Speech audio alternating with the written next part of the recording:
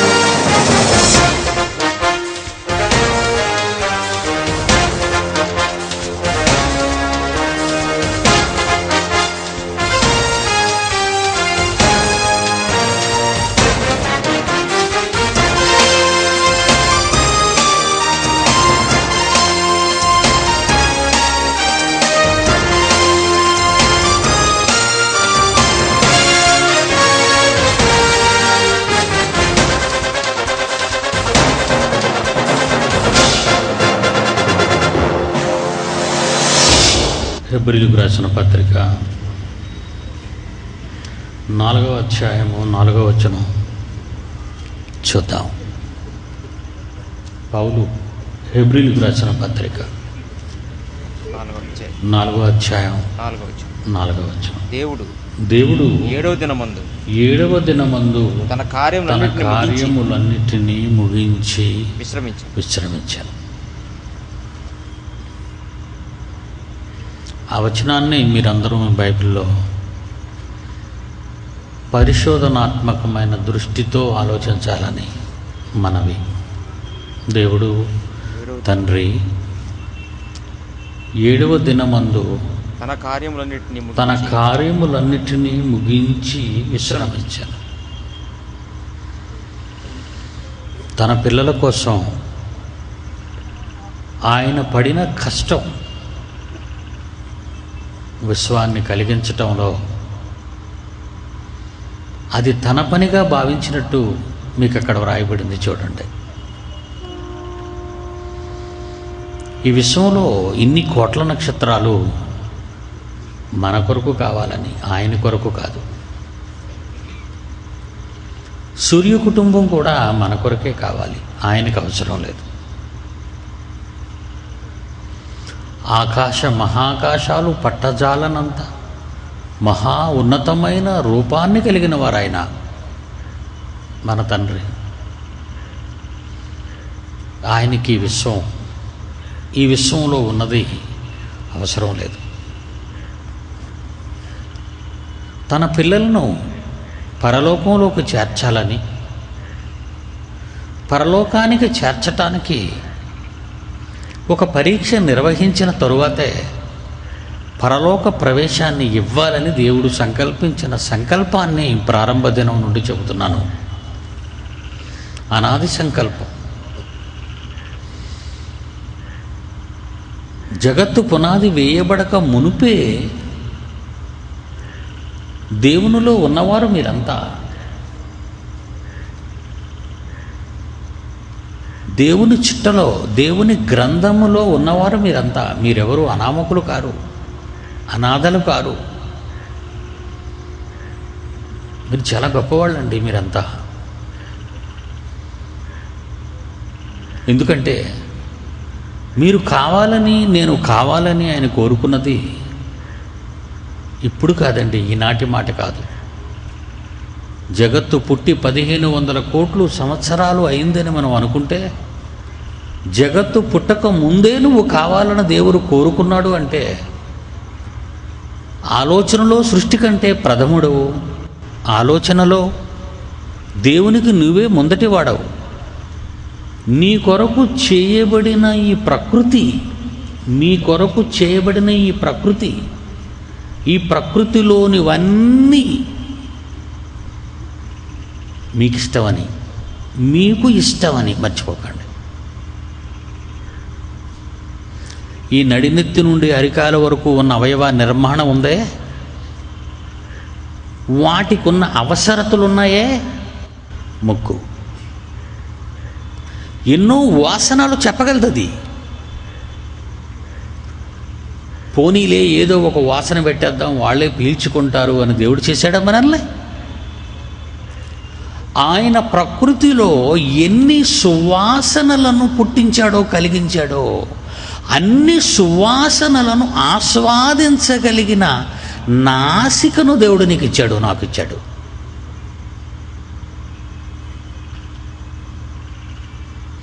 వాసన రాగానే అది మల్లె పువ్వుదా, గులాబీ పువ్వుదా, సన్నజాజుదా,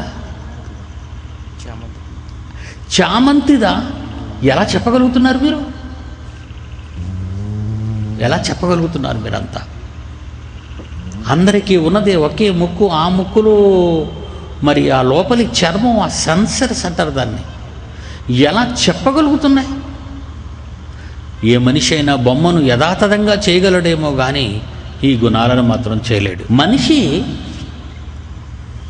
ఎంత అందమైన బొమ్మను చేయగలడు, కానీ దానికి వాసనలు చూసే శక్తిని తేలేడు. ఒకే చిన్ని నాసికలో ఇన్ని వాసనలు చూడగలుగుతున్నాము అంటే ఇక్కడ మీరు నోట్ చేసుకోవాల్సిన పాయింట్ ఏంటంటే, మీకు ముక్కు ఇవ్వకముందే ముక్కుకు కావలసినవన్నీ దేవుడు చేశాడు. ఈ చెవి, ఎన్ని స్వరాలు, ఎన్ని శబ్దాలు. ఇది వీణ స్వరం అంటాడు, ఇది సితారా స్వరం అంటాడు, ఇది పిల్లనగ్రోవి శబ్దం అంటాడు. అంటే ఇన్ని స్వరాలు చెప్పగలదా ఈ చెవి? ప్రకృతిలో ఎన్నో స్వరాలు పెట్టాడు గనుకనే ఆ స్వరాలను విని ఆనందించగలిగే ఒక చక్కటి చెవులను దేవుడు నీకు చేశాడు.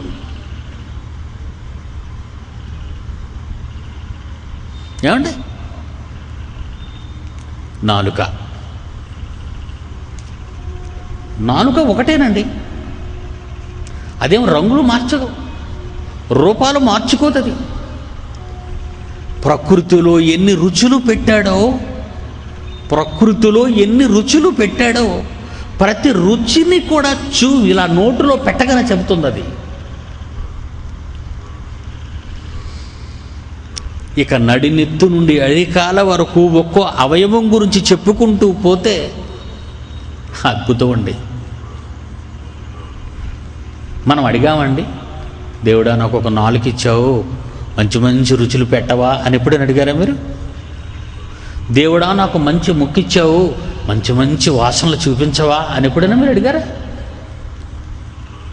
అందుకే ఒక మాట రాశాడు మత్తయి సువార్త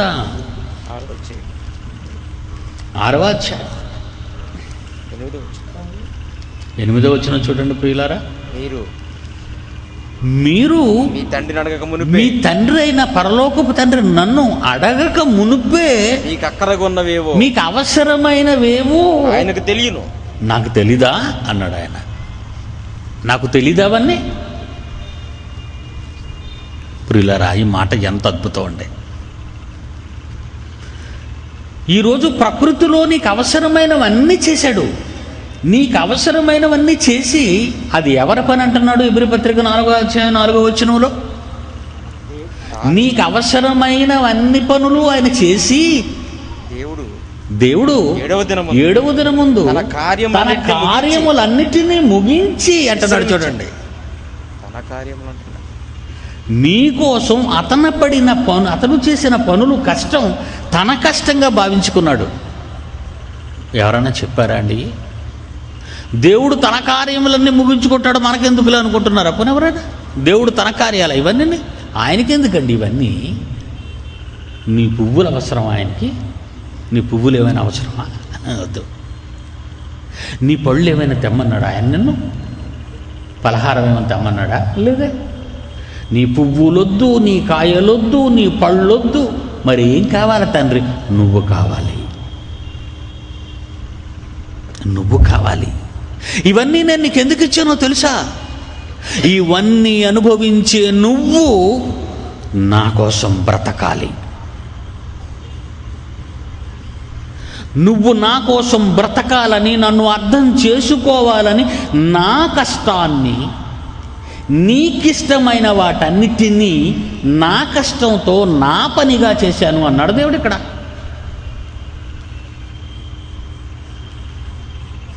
ఇంకొక మాట ఈ వాక్యంలో ఉందండి, విశ్రాంతి తీసుకున్నాడు అని ఉంది కదండి. చివరికి వెళ్ళేసరికి దేవుడు 7వ దినమందు తన పిల్లల కార్యములు అనగా తన కార్యములన్నిటినీ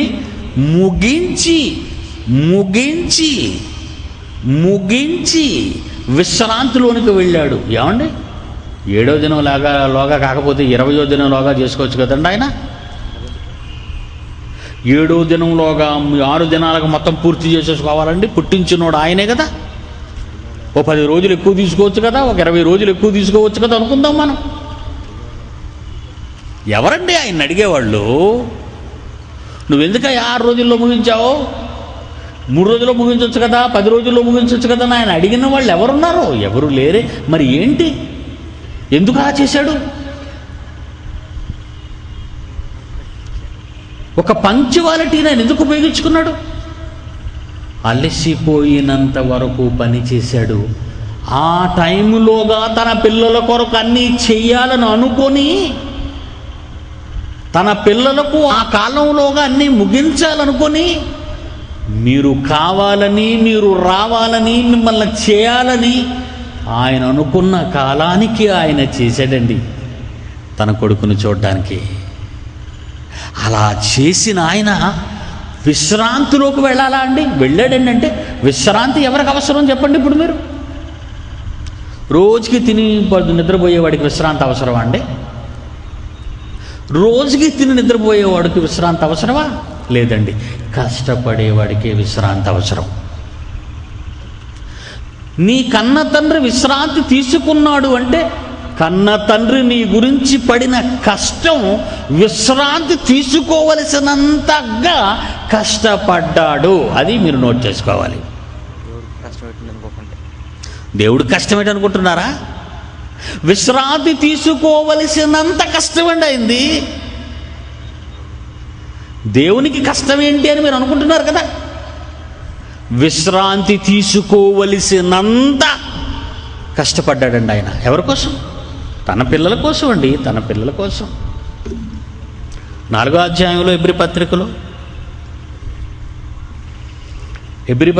4వ అధ్యాయం 10వ వచనం ప్రారంభం చూడండి. ఎందుకనగా హెబ్రీ పత్రిక 4వ అధ్యాయం 10వ వచనంలో ఎందుకనగా దేవుడు తన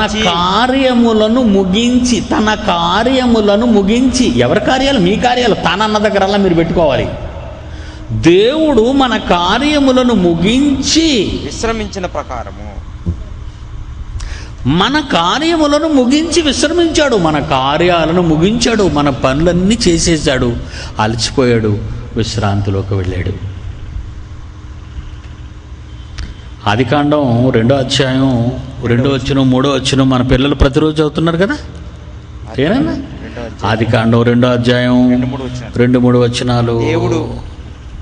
దేవుడు తాను చేసిన తన పని 7వ దినములోగా మీరు చంపేస్తారా చేయకపోతే 7వ దినంలోగా?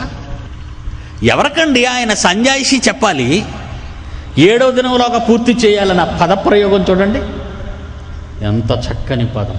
ప్రతి పదములో మన మీద ఉన్న ఆయన ప్రేమ మీరు చూడాలి. ఇక్కడ ఆయన ప్రేమ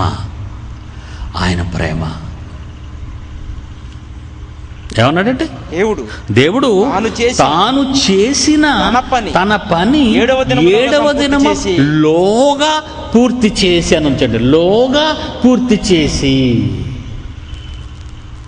తర్వాత ఏమన్నాడంటే, తాను చేసిన తన పని అంతటి నుండి, తాను చేసిన తన పని అంతటి నుండి, అమ్మాయి పని అంతా అయిపోయిందండి, నా పిల్లల కోసం అంతా చేసేసానండి. దేవుని కష్టం మీకు తెలుసా అండి?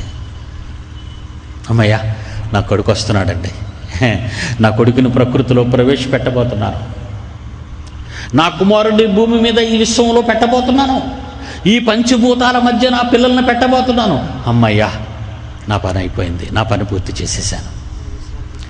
ఏ రోజైనా మీరు మిమ్మును పంపిన మీ కన్న తండ్రి పని చేశామనే తృప్తి ఏ రోజైనా మీరు పడ్డారండి? పడ్డారా? అమ్మయ్యా, నా తండ్రి పని నేను చేసేసానండి అని ఎవరైనా పడ్డారా అండి?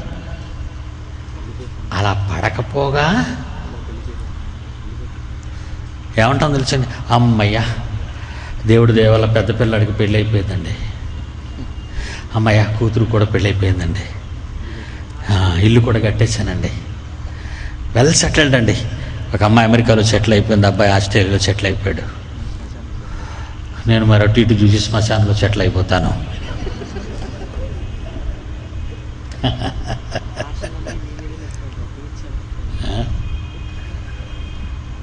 అప్పుడు సంతృప్తి పడతావు నువ్వు. న్యాయమా ఇది? ఇది నీకు న్యాయమా? ఇది నీకు న్యాయమా? ఇది మనకు న్యాయమా? చెప్పండి. ఆయన మాట మన మాట. ఆయన మాట ఏముంది? దేవుడు తాను చేసిన పని 7వ దినములోగా సంపూర్తి చేసి తాను చేసిన తన పని అంతటి నుండి 7వ దినంలో అమ్మయ్య విశ్రాంతి తీసుకున్నాడు. తన పిల్లల కోసం అన్నీ సమకూర్చాడు. అనుకున్న టైంలో చేసి, అనుకున్న టైంలో మీకోసం. మీ మీద ఎంత ప్రేమ అండి! ఎక్కడ చెక్కుకున్నాడట మిమ్మల్ని? ఎక్కడ చెక్కుకున్నాడటండి? అరచేతిలో. అరచేతిలో కావాలా? అరచేతిలోనా? మాటికి చూడాలంటే మంచి పొజిషన్ అదేనండి. నీ ముఖం కనబడాలంటే అరచేతిలో అద్దం పెట్టుకోవాలా, అంతేనా? అరచేతిలో అద్దం పెట్టుకుంటే నీ మొహం బాగా కనబడుతుంది. అరచేతిలో నిన్ను పెట్టుకొని చూసుకుంటున్నాడు ఆయన.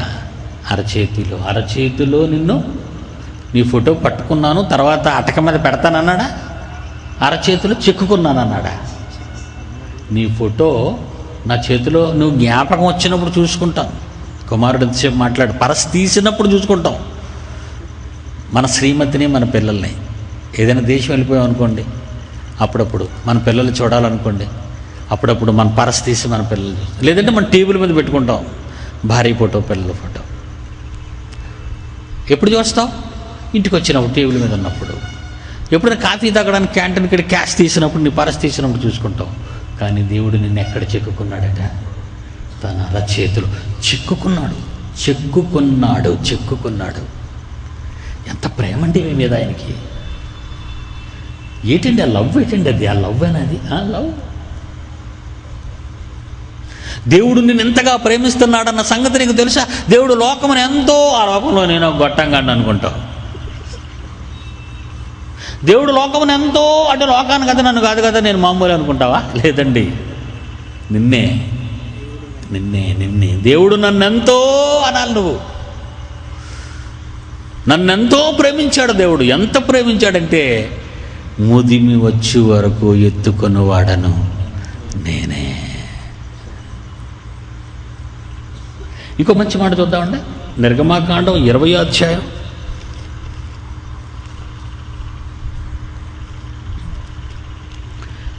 11వ వచనం. నిర్గమాకాండం 20వ అధ్యాయం 11వ వచనం. 6 దినములలో యెహోవా ఆకాశాన్ని, భూమియు, సముద్రమును వాటిలో సమస్తాన్ని 6వ దినము 6 దినములలో. చూడండి, ఎవరికండి వివరణ ఇస్తున్నాడు ఆయన? ఎవరికండి ఎక్స్ప్లెనేషన్ ఇస్తున్నాడు ఆయన? ఎవరికండి? 6 దినములలో ఆకాశమును, భూమిని, సముద్రములలో ఉన్న వాటిలోని సమస్తాన్ని 6 దినములలో. అనుకున్న టైంలో. ఏంటండి ఎంత సిన్సియారిటీ ఆయనకి! ఏంటండి ఆయన సిన్సియారిటీ! ఎంత పంక్చువాలిటీ అండి ఆయనది! ఎవరి కోసం అండి ఇదంతా? ఏంటండి కన్న తండ్రి అంత సంబరపడిపోతున్నాడు. దేవదూతలందరూ చూసి ఏమనుకుంటారండి ఆయన్ని? ఇలా చేస్తుంటే కోట్ల మంది దేవదూతలు ఏమనుకుంటారండి? మంచి వాళ్ళైతే పరలోక యుద్ధం జరగకముందు, మంచి దూతలైతే ఏమనుకుంటారంటే, మన యజమానికి వారసుల గురించి చూస్తున్నారు కదా, యువరాజుల గురించి చూస్తున్నాడు కదా ఆయన, తన పిల్లల గురించి కదా చూసుకుంటున్నాడు ఆయన అనుకుంటా. అసూయపరులైతే, యుద్ధం చేసిన వాళ్ళు మరి అసూయపరులే కదండి పరలోక యుద్ధం. వాళ్ళు ఏమనుకుంటున్నారు? పొంగిపోతున్నాడు రా, మన గురించి ఆలోచించటం లేదురా, మనల్ని పట్టించుకోవటం లేదు, ఇన్ని కోట్ల సంవత్సరాలు సపర్యలు అందించిన మనం పుట్టాకట వాళ్ళక సేవ చెయ్యాలట. ఇది విన్నావా? హెబ్రీయులకు రాసిన పత్రిక 1వ అధ్యాయం 14. వీరందరూ హెబ్రీయులకు రాసిన పత్రిక 1వ అధ్యాయం 14. వీరందరూ దూతలందరూ ఆ మీద వచ్చిన చూడండి, చివరి భాగంలో ఉంటాయి దూతలు. దూతలందరూ రక్షణయను స్వాస్థ్యము పొందబోయే వారికి మీకు పరిచారం చేయండి. ఆయన కుమారులకు కుమార్తెలకు రక్షణయను స్వాస్థ్యము పొందబోయే మీకు పరిచారము చేయుటకై పంపబడిన సేవకులైన ఆత్మలే ఈ దేవదూతలు. మీకు మనకు సేవ చేయడానికంటండి వాళ్ళంతా.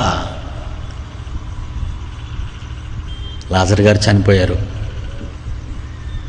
అనాది ప్రేత అనుకుంది సమాజం ఏమనుకుందండి? ఏట్రా ఈ దరిద్రుడు చచ్చిపోగా నా గుమ్మం ముందు చచ్చిపోయాడు అనుకున్నాడు ధనవంతుడు. ఏమంటే ఎవరైనా మన ఇంటి ముందు చచ్చిపోతే ఆనందంగా ఉండగలవా? ఏమండి ఇడేట్రా బాబు మన కొంప మీద మన ఇంటి ముందుకు వచ్చి చచ్చిపోయాడు. పోలీసులు వస్తారు. ఏమండి ఇల్లు ఎవరిదా? మన దగ్గరికి మన ఇంటి ముందు కదండి బాడీ ఉంది. అడుగుతాడు కారణాలు. మాకేం తెలుసయ్యా బాబు, మాకేం తెలిసింది? అన్ని సమస్యలు. లోకం దృష్టిలో చనిపోయిన లాజరు అనాథే కావచ్చు, కానీ పరలోకం నుంచి ఒక అద్భుతం జరిగిందండి. మీరు చూడండి అక్కడ లూకాసువార్త 16వ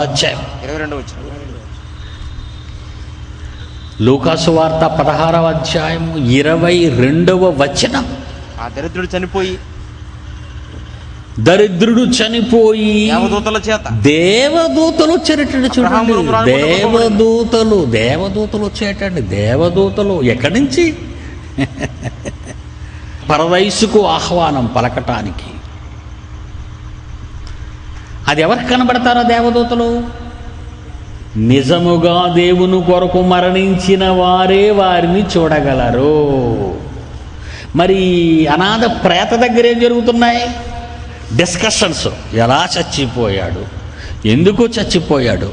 అనాథ ప్రేత ఎక్కడో దగ్గర పడేయండి, లేదంటే మార్చురీకి పంపించండి గవర్నమెంట్ హాస్పిటల్కి. వాళ్ళు అవసరమైనవన్నీ కోసి పడేసి ఆ తర్వాత కాల్చి పడేస్తారు. లోకం దృష్టిలో నీవు నేను సమాజం గుర్తించకపోయే ఒక అనాథ ప్రేతలో కావచ్చేమో, కానీ నువ్వు నిజంగా మరణించే నాటికి దేవుని బిడ్డవైతే దేవదూతలు వచ్చి ఏం చేసేట? అబ్రహాము రొమ్మున ఆనుకున్నట్టు అతను తీసుకుని వెళ్ళిపోతున్నాయంట. రక్షణయను స్వాస్థ్యము పొందబోయే వారికి దేవదూతలు పరిచారము చేయుటకై పంపబడిన సేవకులైన ఆత్మలు. ఇవన్నీ ఆత్మలు కోటాను కోట్ల దేవదూతల ఆత్మలు మనకు సేవలు అందించటానిక? అవును. ఎవరవని మనకు సేవలు అందిస్తున్నారు? సాక్షాత్తు సృష్టికర్త కన్న బిడ్డలు మీరంతా గనుక. మీరెవరో చెప్పమంటారా? ఆయన చేతే చెప్పిద్దామండి. ఆయన ఏమన్నాడో నేను మీకు చెప్తాను. పేతురు రాసిన మొదటి పత్రిక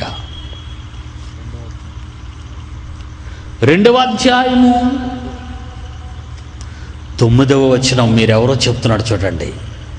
పేతురు రాసిన మొదటి పత్రిక 2వ అధ్యాయము 9వ వచనం చూడాలి మీరంతా. మీరు చీకటిలో నుండి దుష్ట శక్తి అంధకారములో నుండి ఆశ్చర్యకరమైన దేవుని జ్ఞానమనే వెలుగులోనికి మీరు మిమ్మును పిలిచిన మీ కన్న తండ్రి గుణాతిశయములను ప్రచురము చేయాలని భూమి మీద మీరెవరో తెలుసా? ఏర్పరచబడిన వంశము. మొగల వంశము కాదు, మౌర్యుల వంశం కాదు, చోళుల వంశం కాదు. ఏర్పరచబడిన వంశము, దేవుని వంశము. మీరు రాజులు మీరే, యాజకులు మీరే, పరిశుద్ధ జనము మీరే, నా సొత్తు మీరే, నా సొత్తు మీరు అంటున్నాడు ఆయన. ఏమంటారు మీ పిల్లాడిని, మీ కూతుర్ని ఏమంటారు? నా బంగారు కొండ అంటారు. కొండ, బంగారం కొండ, నా వరాల మూట. నా వెండి గని. నీ కొడుకంటే నీకంత పిచ్చా? అన్నిటికంటే విలువైన వాడా? అవును. నీ కొడుకే నీకంత పిచ్చి అయితే నువ్వట దేవుని సొత్తట. మీరు నా సొత్తు అని ఆయన అంటే, నువ్వు వద్దు, మాకు గ్రానైట్ సొత్తు, చలువరాళ్ళు సొత్తు, బంగారము మా సొత్తు, కరెన్సీ నోట్లు మా సొత్తు. ఏర్పరచబడిన వంశము కాదు, మాదిగలము మేము, మాలాళము మేము. దుమ్ము వంటి వాడిని, ధూళి వంటి వాడిని, బురద వంటి వాడిని, బురదలోని దరిద్రపు పురుగు వంటి వాడిని. ఇదేనా నీ భాష? జోహార్ అండి మీ ప్రార్థనకి. ఎవడు నేర్పాడో కానీ ప్రార్థనలన్నీ. నీవు నా సొత్తు అని ఆయన అంటే, నేను నీ సొత్తు కాదు నాయన, నేను మాలవాడిని. అరే మన మాల పాస్టర్ వచ్చాడా? మన మాల పాస్టర్ని పిల్లండి. మాలోళ్ళందరికీ, మాదిగోళ్ళందరికీ మాదిగి పాస్టర్, కమ్మోళ్ళందరికీ కమ్మ పాస్టర్, ఏమంటే బేపనోళ్ళందరికీ బేపన పాస్టర్. ఇదేటయ్యా? ఎవరు చెప్పారు మీకు ఇవన్నీ? మీ కన్న తండ్రి ఎవరు? మాల, మాదిగ, సచ్చర, రెళ్ళ, రాజా ఎవరు అసలు మీ తండ్రికి? మీ తండ్రి ఎవరు? ఏ కులానికి చెందినవాడు? క్రైస్తవుడని చెప్పుకుంటావు, బైబిల్ చేత పట్టుకుంటావు, గుడికి వెళ్తావు, డింకీ సెలవులు కొడతావు, కూర్చుంటావు, నిలబడతావు. ఇంకా నువ్వు మాలోడును అని అనిపించుకుంటున్నావు యేసును ధరించుకున్న తర్వాత. ఛే, ఆ పేరు వింటేనే అసహ్యంగా లేదండి? ఆయనేమంటున్నాడు? ఏర్పరచబడిన వంశమయ్యా మీరు, రాజులైన యాజక సమూహమయ్యా నా పిల్లలు మీరు, పరిశుద్ధ జనమయ్యా నా పిల్లలు, దేవుని సొత్తు నా సొత్తయ్యా. మీకోసం కలిగించిన కోటాను కోట్ల నక్షత్రాల రహస్యం మీకు తెలుసా? జాగ్రత్తగా వినండి, చెబుతాను. కోహినూరు వజ్రం ఎక్కడ దొరికిందో మీకు తెలిసి ఉంటుంది మీ జిల్లా వాళ్ళకి. కోహినూరు వజ్రం ఎక్కడ దొరికిందో తెలుసా మీకు? పరిటాల, కృష్ణా జిల్లా మీ పక్కనే పరిటాల పొలాల్లో దొరికిందండి. ఈ రత్నాలు రాసులు ఎక్కడి నుంచి వస్తున్నాయో తెలుసా మీకు? అంతరిక్షంలో ఎన్నో మార్పులు జరుగుతున్నాయి, శకలాలు పేలిపోతున్నాయి, నక్షత్రాలు పేలుతున్నాయి. అందులో నుంచి వెలువడిన ధూళి కణాలు కొన్ని కొన్ని కొన్ని ఈ నేల మీద, సముద్రంలో పడుతున్నాయివేనండి రత్నాలు. నీకోసం కోటాను కోట్ల నక్షత్రాలు కలిగించి, జాబిలిని పెట్టి, పందిరిని చేసి నా కుమారుడు ఆనందించాలని ఆయన కోరుకుంటే, పగిలిపోయిన నక్షత్రం గాజు మొక్కలు తవ్వుకొని రత్నాలు అవి దాచుకుంటున్నావు. నువ్వు రోడ్డు మీద పడుకుంటున్నావు. వాటి కోసం ఎన్ని యుద్ధాలు, వాటి కోసం ఎన్ని కూనీలు, వాటి కోసం ఎన్ని గందరగోళాలు. చెప్పండి రా, వీళ్ళకి ఏం అర్థమైంది? దేవుడు నీకు అర్థం కాలేదండి, సమాజానికి అర్థం కాలేదు. ప్రియులారా, 6 దినములలోగా అంటాడు చూడండి. 6 దినములలో, నిర్గమాకాండ 20:11 6 దినములలో 6 దినములలో యెహోవా ఆకాశమును భూమియు వాటిలోనున్న సమస్తాన్ని మీ కొరకు చేశానంటున్నాడు. మీకోసం ఎంత తపన, మీకోసం ఎంత ఆలోచన, మీకోసం ఎంత ఆవేదన. ఇంత గొప్పగా ఆలోచించే తండ్రి మీకున్నాడన్న సంగతి ఈ ప్రపంచ క్రైస్తవులకు తెలుసా? వాళ్ళ కొరకు ఆయన పడిన కష్టం తెలుసా?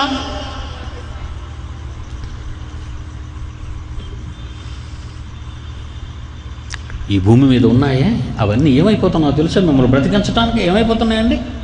ఏమైపోతున్నాయి? కోడిని కోసే అంటావు అంటే పాపం చచ్చిపోతుందండి బాబు మీకోసం. దాని తల తెగ్గొట్టేసిన తర్వాత అది గెంతుతుంటే, రక్తం కారుతుంటే,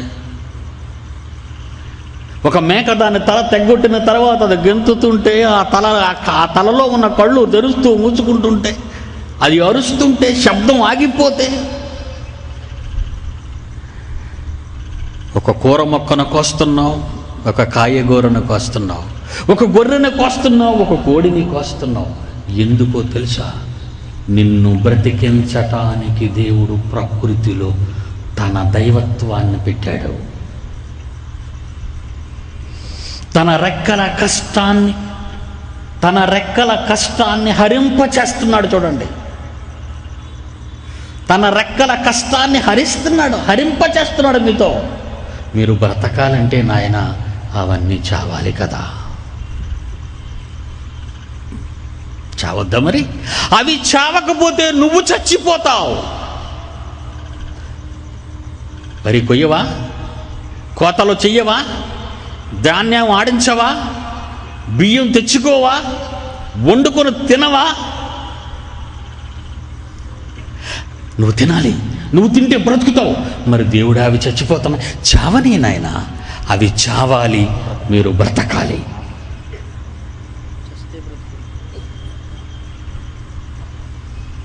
గేదెల్ని ఆవులను మేపుతుంటారు కదండి పొలాల్లో. ఎక్కడ తీసుకెళ్తారండి? మీరు వరి నారేసిన తర్వాత, ఏమండి మా ఆవులు వదిలేస్తున్నా, మీ పంట తినేస్తాయంటే ఊరుకుంటారా యజమాని? ఎవరి ఆవులు గేదెలు రావడానికి వీల్లేదు అక్కడికి. ఒక ఆయన దగ్గరుండి ఆ గట్టు మీద గడ్డి మాత్రమే తిననిస్తాడు, పంట చేలలోనికి దిగనివ్వడు. ఎందుకంటే అది తినవలసింది. అది ఆవు తినెత్తే ఊరుకుంటాడేంటి? ఇంటికి తీసుకెళ్ళిపోతాడు. ఏం పెడతావు దానికి?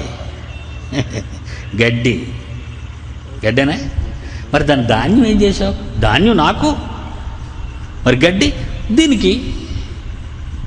వెరీ గుడ్, మంచిది. ఈ ధాన్యంలో ఉన్న గింజ, ధాన్యపు పొట్టు దానికి, గింజ నాకు. బియ్యం కడిగిన తర్వాత వచ్చే ఆ వాటర్ కడుగు దానికి, అన్నం నాకు. అయితే అది ఒకటకు పోస్తా తీసుకుంటావా? అమ్మమ్మమ్మ పాలు పితకాలు నేను. అది పాస్ పోస్తే నీకు కావాలా? అబ్బద్దు, దాని పాస్ కాదు, నాకు కావాల్సిందే పాలు.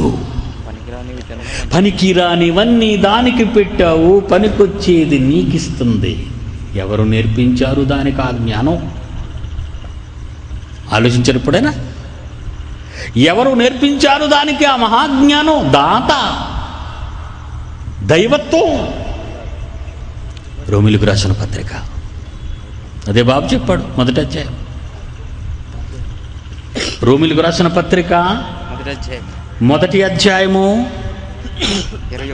20. ఆయన అదృశ్య లక్షణం నీ ఆవులో, నీ గేదెలో, నీ మొక్కలో, అనగా ఈ పక్షిలో, ఆ చేపలో, ఆ నీటిలో, ఆ సూర్యునిలో, ఆ చంద్రుల్లో, ఆ నక్షత్రంలో, ఆకాశంలో. చూడండి మీరు, ఆయన దృశ్య లక్షణములు అనగా ఆయన నిత్య శక్తి, దేవత్వమును, జగదుత్పత్తి మొదలుకొని సృష్టింపబడిన వస్తువులను ఆలోచించుట వలన తేటపడుతుంది నీ తండ్రి ఏంటో, ఆయన మనస్సేటో. సృష్టిలోని ప్రతి వస్తువుని, సృష్టిలోని ప్రతి జీవిని నువ్వు చూస్తే దేవుడు కనబడుతున్నాడు. వికసించిన గులాబీ దగ్గర కత్తెరో చాకో పట్టుకెళ్ళి కసక్కన కోసి తీసుకుంటున్నావే, ఆగు అంటదా? అదే ఆగు అంటే మళ్ళా ఎల్లో మొక్క దగ్గరికి నువ్వు కోసుకోమ్మా, కోసుకో. మొగ్గ కూడా కోసేసుకో. నేనొద్దా? నన్ను కూడా చంపే. నీ ఆనందం కొరకు నేను చచ్చిపోతాను. నీ ఆనందం కోసం నేను కాస్తాను. నీ కడుపు నింపటం కోసం కాయలు కాస్తాను. నీ కడుపు నింపటం కోసం పళ్ళును కాస్తాను. నీ కడుపు నింపటం కోసం సంపూర్ణమైన ఆహారం నీ పిల్లలకి, నీకు ఇవ్వాలంటే పాలిస్తాను. నేను మాంసమునవుతాను, నేను పాలునవుతాను, నేను తీపినవుతాను, నేను పులుపునవుతాను. ఇది ప్రకృతిలో కనిపించే పరమార్థం అండి. ఆయన దృశ్య లక్షణములు అనగా ఆయన నిత్య శక్తియు, దైవత్వమును. జగదుత్పత్తి, లోకం పుట్టక ముందు ఆయన రెక్కల కష్టాన్ని మీరు ఆలోచిస్తే, సృష్టింపబడిన వస్తువులను ఆలోచించటం వలన తేట తెల్లమగుచున్నది అంటున్నాడు. చూడండి, బలి కావద్దా? మరి బలి కావద్దా? నీ తండ్రి కలిగించిన రెక్కల కష్టాన్ని బలి చేశాడు అని నువ్వు అనుకుంటే, ఇంకొక మాట చెప్తున్నాను, మన అందరికంటే ముందు పుట్టిన జ్యేష్ఠ కుమారుడైన యేసును కూడా నీకోసమే చంపేసుకున్నాడు. ఆయన నీకోసమే. Lights off.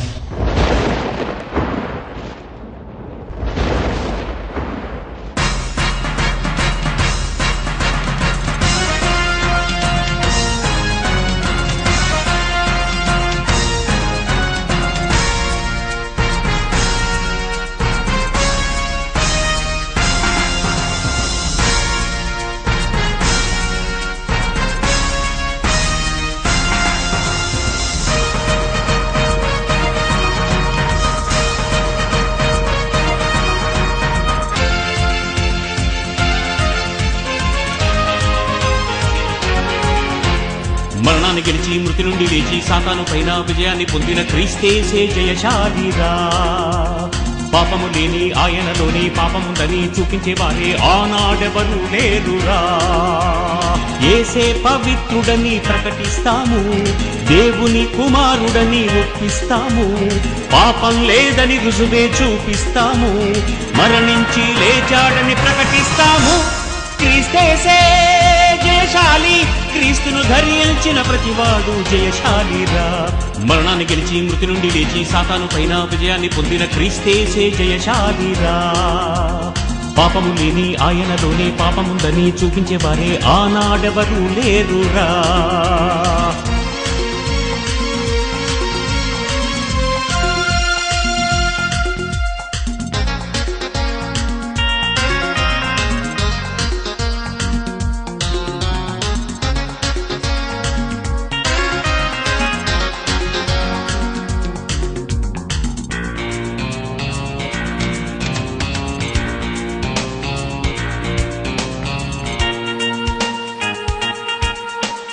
కన్యకయందు పుట్టిన శకపురుషుడు క్రీస్తే, యూదుల రాజుగా పుట్టిన మెస్సయ్య క్రీస్తే, మనుషులు చేసే పాపానికి రక్తాన్నిచ్చింది క్రీస్తే.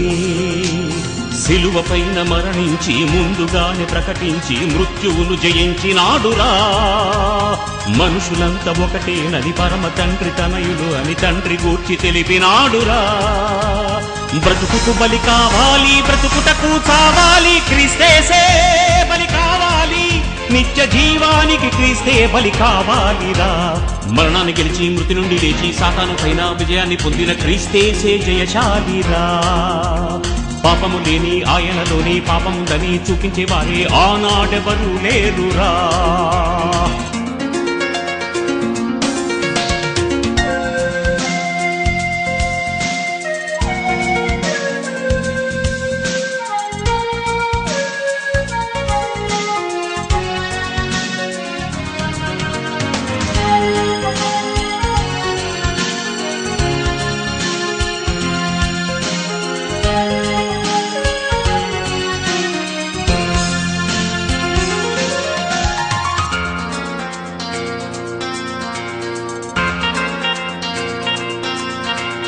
మనుషులు బ్రతకాలంటే జీవం కావాలి, ప్రకృతి అందుకు మనకై బలి అయిపోవాలి. ఈ జీవానికే ప్రాణం ఉండే జీవులు బలి కావాలిరా.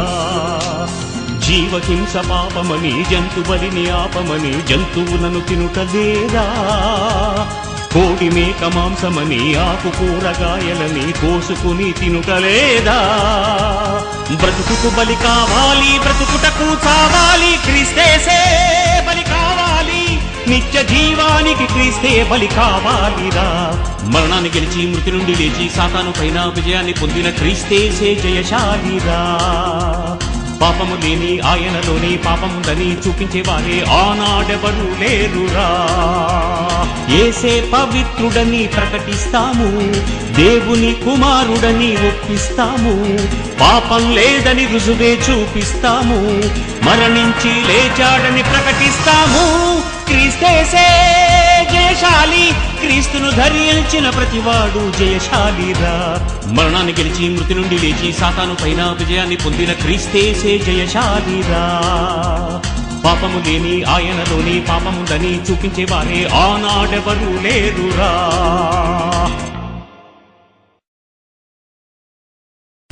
ఈ ప్రపంచంలో ఉన్న మానవాళి 650 కోట్ల మందే కాక మనకు ముందున్నవారు మన తర్వాత వచ్చిన వారు ప్రతి వారు అనుక్షణం ఆయన రెక్కల కష్టంతో పాటు కన్న కొడుకును కూడా మనం చంపాం, తిన్నాం.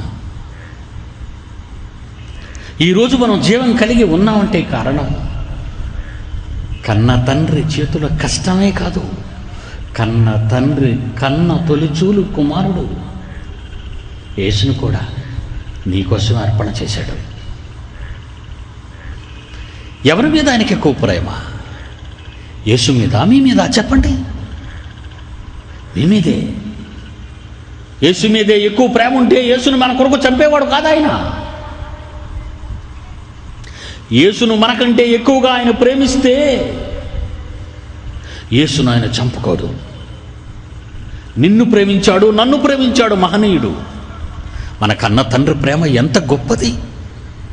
తన కన్న కొడుకునే మన కొరకు అర్పణ చేశాడే మనల్ని బ్రతికించటానికి. తన రెక్కల కష్టాన్ని అనుక్షణము నువ్వు చంపుకు తింటున్నావే నీ ఆకలిని తీర్చుకోవటానికి. ఆ కన్న తండ్రికి మీరు ఏం చేస్తున్నారు చెప్పండి? ఆయన రుణాన్ని మీరు ఎలా చెల్లిస్తున్నారు తిరిగి? నిర్గమాకాండము 31వ అధ్యాయము 17వ వచనం.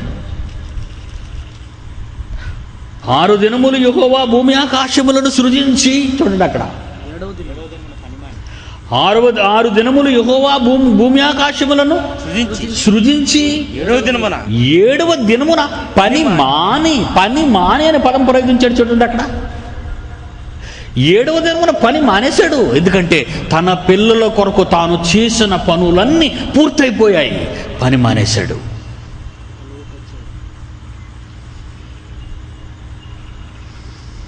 విశ్రాంతి తీసుకున్నాడండి తండ్రి, తీసుకున్నాడు అమ్మయ్య. విశ్రాంతి తీసుకున్నాడు. విశ్రాంతిలోనికి ఇలాగ వెళ్ళాడో లేదో,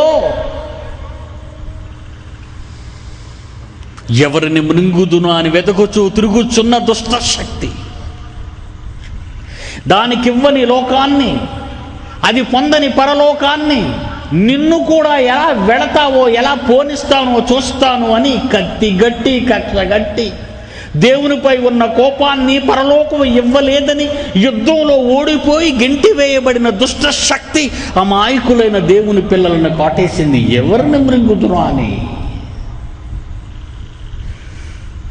అంతే, ఆదాము పండుతున్నాడు, తప్పు చేశాడు.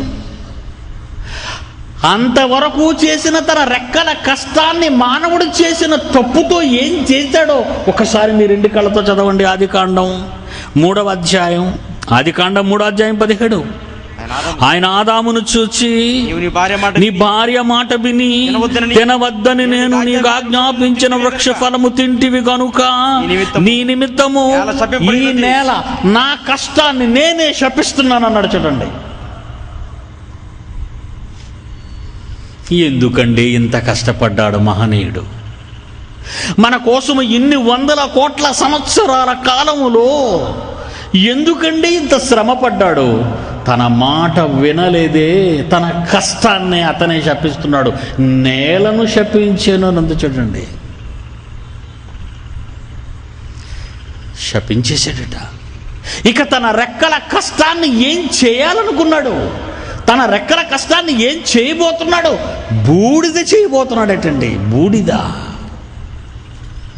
ఒరే, పన్నీరంతా బూడిదలో పోసావు కదరా అంటాం ఎవరైనా సెంటు బాటిల్ని కింద ఉంపేస్తే. అదే కదండి 2 పేతురు 3వ అధ్యాయం 7వ వచనం చదివించాను. ఇప్పుడున్న ఈ ఆకాశము భూమి నా రెక్కల కష్టమంతా భక్తి లేని నా పిల్లలు వారి తీర్పు నాశనము జరుగు వరకు అన్నాడంతే. భద్రపరచబడింది అగ్ని కొరకు. ఆయన రెక్కల కష్టం భస్మం చేస్తున్నాడు ఆయన. అవునండి, ఆయనేనండి భస్మం చేస్తున్నాడు. ఎందుకు నాయన అంత కోపగిస్తున్నావు? నీ తోటలో పుట్టిన నువ్వు వేసుకున్న మొక్క నీకు పళ్ళు ఇవ్వకపోతే నువ్వేం చేస్తావు? నువ్వు పెంచుకున్న కోడి గుడ్డు పెట్టకపోతే ఏం చేస్తావు? నువ్వు వేసుకున్న అరటి చెట్టు గెల కాయకపోతే ఏం చేస్తావు? నరికేస్తాను ప్రభు. నేను అదే చేస్తున్నాను. నేను మిమ్మల్ని ప్రేమించాను. నేను మిమ్మల్ని ప్రేమించబట్టే నా ప్రాణం పెట్టాను. మీరు మీ సహోదరులను ప్రేమిస్తారా? అయితే ప్రాణం పెట్టండి. ప్రాణం అంటే మీ తల నరుక్కోమని కాదు, మీ చేతులు నరుక్కోమని కాదు, ఇందులో పడి చావమని కాదు. దేహానికి ప్రాణమైన రక్తాన్ని చెమటగా మార్చి దాని నుంచి వచ్చే కష్టాన్ని నీ తండ్రికి ఇవ్వు. నీ రెక్కల కష్టాన్ని ఈ పట్టణంలో ఉన్న అమాయకులైన సోదర సోదరీమణులకు దేవుని మనస్సును, దేవుని కార్యక్రమాలను తెలిపే కార్యక్రమం ఏర్పాటు చేయి. అందుకు నీ రెక్కల కష్టం కావాలి. కిరాణా కొట్లో పనిచేసుకునేవాళ్ళు మిఠాయి షాపులో పని చేసుకునేవాళ్ళు, ఆటో రిక్షాలో తోలుకునేవాళ్ళు, చేతి రిక్షా లాగుకునేవాళ్ళు, చివరకు కాళ్ళు లేని ఆయన కూడా అండి ఈ సభల నిమిత్తం 1000 రూపాయలు ఇచ్చారంటే మీరు నమ్మాలండి. ఎందుకంటే ఆయన అదృశ్య లక్షణములు, నిన్ను ఈ లోకానికి పంపిన నీ కన్న తండ్రి అదృశ్య లక్షణాలు మరి నీలో కనిపించాలి కదా. మరి ఎలా కనిపిస్తున్నాయి? నీలో దైవం కనబడుతుందా? నిజంగా ఆయన దేవుడండి, దండం పెట్టాలి అంటాం చాలామందిని చూసినప్పుడు. త్యాగం అండి, త్యాగం. ఈ పట్టణాన్ని కాపాడడానికి మీలో త్యాగాలు ఉన్నాయా? నశించిపోతున్న ఈ సమాజాన్ని యేసు వైపు మళ్లించడానికి మీలో త్యాగాలు ఉన్నాయా? అర్పణ ఉందా? రోమీయులకు రాసిన పత్రిక 12వ అధ్యాయము 1వ వచనం. కాబట్టి సహోదరులారా, పరిశుద్ధమును దేవునికి అనుకూలమైన సజీవ యాగంగా మీరు బ్రతికుండగానే మీ శరీరములను ఆయనకు సమర్పించండి. ఈ సేవ మీకు యుక్తమైనది. సేవ చేస్తున్నారా? యేసు అన్న మాటలు వింటారా? యేసుక్రీస్తు కూడా చెప్పిన మాటలు వింటారా? లూకాసు వార్త 2 కుమారుడు చెప్పాడు ఇందాక 49. లూకాసు వార్త 2:49. మీరెలా నన్ను వెతుకుచున్నారు? మమ్మీ డాడీ యోసేపుతో మరియమ్మతో చెబుతున్నాడు. మీరెలా నన్ను వెతుకుచున్నారు? నేను నా తండ్రి పనుల మీద ఉండవలనని మీరు ఎరుగరా? నేను పుట్టింది అందుకే కదమ్మా, మీరు పుట్టింది అందుకే కదమ్మా, మీరు ఎరుగరా? యోహాను సువార్త 5వ అధ్యాయం 36. యోహాను సువార్త 5వ అధ్యాయం 36. యేసు అంటున్నాడు, నేను నెరవేర్చుటకై తండ్రి ఏ క్రియలు నాకు ఇచ్చి ఉన్నాడో. చూడండి, అందులో నన్ను ఎందుకు పంపించాడు అనుకున్నారో తెలుసా? తండ్రి నాకు కొన్ని పనులు అప్పగించాడు, ఆ పనులు చేయటానికి నేను వచ్చాను. నేను నెరవేర్చుటకై తండ్రి ఏ పని నాకు అప్పగించి ఉన్నాడో అంటున్నాడు. చూడండి, ఏ క్రియలు నాకు అప్పగించి ఉన్నాడో. 17వ అధ్యాయం 4వ వచనం. 17వ అధ్యాయం 4వ వచనం యేసుప్రభు అన్నమాట, చేయుటకు నీవు నాకు ఇచ్చిన పని తండ్రి భూమి మీద నేను సంపూర్ణముగా నెరవేర్చాను. అంటే ఇవన్నీ వినగానే మీరు ఏమనుకోవాలి? మీరు ఇందుకే పుట్టారండి. మైదానంలో ఉన్న మీరంతా, ప్రపంచంలో ఉన్న వారంతా, వాళ్ళందరికీ అది తెలీదు. మీరు తెలుసుకున్న దృష్టవంతులు, తెలియని దురదృష్టవంతులు వాళ్ళు. మీరు కూడా అందుకే అది యేసు గురించి కదండి, మన గురించి కాదనుకుంటున్నారా? అది యేసుది కదా, మంద కాదు. మనం మన గురించి పుట్టామని మీరు అనుకుంటున్నారా? 139 కీర్తన 16. నేను పిండమునై ఉండగా నీ కన్నులు నన్ను చూచాయి తండ్రి. నియమింపబడిన దినాలు భూమి మీద ఎంతకాలం బ్రతకాలో, నియమింపబడిన దినములు భూమి మీద నేను ఎంతకాలం బ్రతకాలో, ఆ దినములు ఒకటైనా ఇంకా నాకు రాకముందంటే బర్త్డే జరగక ముందే, బర్త్డే రాకముందే, నా తల్లి గర్భములో నేనున్నప్పుడే నా దినములన్నీ కోటాను సంవత్సరాల క్రిందట మేము కావాలనుకుని ఒక గ్రంథాన్ని రాసుకున్నావే, అందులో నా పేరుంది, అందులో నేను చేయవలసిన పనులున్నాయి, అందులో నేను భూమి మీద బ్రతకవలసిన దినములున్నాయి. జాగ్రత్తగా ఆలోచించాలి మీరు. కోటాను కోట్ల సంవత్సరాలు, విశ్వం పుట్టక ముందే, జగత్తు పునాది వేయబడక ముందే నన్ను కావాలని కోరుకున్నావు తండ్రి. అవును. ఎలా? నీ దగ్గర ఒక గ్రంథం ఉంది, ఆ గ్రంథంలో నా పేరుంది, ఆ పేరు ముందు నా వయస్సు ఉంది, భూమి మీద బ్రతకవలసిన కాలం, ఆ తరువాత ఆ కాలములో నేను చేయవలసిన పనులున్నాయి. నేను పిండమునై ఉండగా నీ కన్నులు నన్ను చూచాయి తండ్రి. నియమింపబడిన దినములలో ఒకటైనను నాకు రాకమునిపే నా దినములన్నీ నీ గ్రంథములో లిఖితములాయను. 60 ఏళ్ళు, 70 ఏళ్ళు, 80 ఏళ్ళు, 20 ఏళ్ళు, 30 ఏళ్ళు మీరు బ్రతకడానికి కారణం ఏంటో తెలుసా? భూమి మీద దేవుడు మీకు ఇచ్చిన ఈ కాలాన్ని, అతని కష్టాన్ని అర్థం చేసుకొని అతని కొరకు కష్టపడమని. మరి ఎవరి కోసం కష్టపడుతున్నారు మీరంతా? ఏమంటే అక్కడ పనులు ఎక్కడున్నాయండి? మా దినములన్నీ రాయబడినట్టుగా ఉన్నాయి కదా, అక్కడ మా పనులు ఏమి లేవు కదా అనుకుంటున్నారా మీరు? ఎఫెసీయులకు రాసిన పత్రిక 2వ అధ్యాయం చూడండి. ప్రామాణిక గ్రంథం అండి బైబిలు, మహాజ్ఞాన గ్రంథం. ఎంతవరకు మనకెవరు చెప్పలేదండి ఇవి. యేసు ప్రభువుని నమ్ముకో, నీ రోగం పోద్ది. యేసు ప్రభువుని నమ్ముకో, నీకు పిల్లలు పుడతారు. యేసు ప్రభువుని నమ్ముకో, నువ్వు నిత్య జీవానికి పోతావు. ఇదేనండి చెప్తున్నారు. నీకేం పని లేదా? ఏం పని లేదు. Enjoy everyday. విశ్రాంతి తీసుకోవడం అనుకుంటున్నాను. చూడండి అక్కడ బైబిల్లో ఉందో 2వ అధ్యాయం 10 ఎఫెసీ పత్రిక. మరియు వాటి యందు మనము నడుచుకొనవలెనని దేవుడు ముందుగా సిద్ధపరిచిన ఆయన పనులు చేయుటకై మనము క్రీస్తు యేసునందు సృష్టింపబడిన వారమై ఉన్నామని ఉందో చూడండి మీ బైబిల్లో. నేనేమైనా అబద్ధం ఆడుతున్నానా? వాటి యందు మనము నడుచుకొనవలెనని ముందుగా సిద్ధపరిచిన భూమి యందు పుట్టిన తరువాత మనము ఏమి చేయాలో అవి రాశాడు ఆయన. వాటి యందు మనము నడుచుకొనవలెనని దేవుడు ముందుగా సిద్ధపరిచిన సత్క్రియలు చేయుటకై క్రీస్తు యేసునందు మనము సృష్టింపబడిన వారమై ఉన్నాము. పనికొచ్చామండి ఇక్కడికి పనికొచ్చామండి. ఇప్పుడు వెళదామండి హెబ్రీ పత్రిక 4వ అధ్యాయం 10వ వచనానికి. పరలోకానికి మీరు ఎప్పుడు వెళ్తారండి? దేవుడు తన కార్యములను ముగించి. ఎందుకనగా దేవుడు తన కార్యములను ముగించి విశ్రమించిన ప్రకారము ఆ దేవుని యొక్క విశ్రాంతిలోనికి వెళ్ళాలనుకునే వారెవరైనా భూమి మీద తన కార్యములను ముగించి విశ్రమించవలన ఉందో చూడండి బైబిల్లో. మనకేం పని లేదనుకుంటారు కదండి చాలామంది. మీరు పుట్టింది పని కోసం అండి. చూడండి ఇక్కడ ఒక ఆర్టికల్ వచ్చి చదువుతాను, ఆగండి. యేసు ప్రభు ఈ పరిచర్యలో దాదాపు 1,21,00,000 మంది ప్రజలు ఇప్పటి వరకు ఆశీర్వదించారు. కరపత్రం చదువుతున్నానండి, ఇక్కడే వచ్చారు మీకు. ఆగండి. యేసు ప్రభు ఈ పరిచర్యలో దాదాపు 1,20,00,000 మంది ప్రజలను ఇప్పటి వరకు ఆశీర్వదించారు.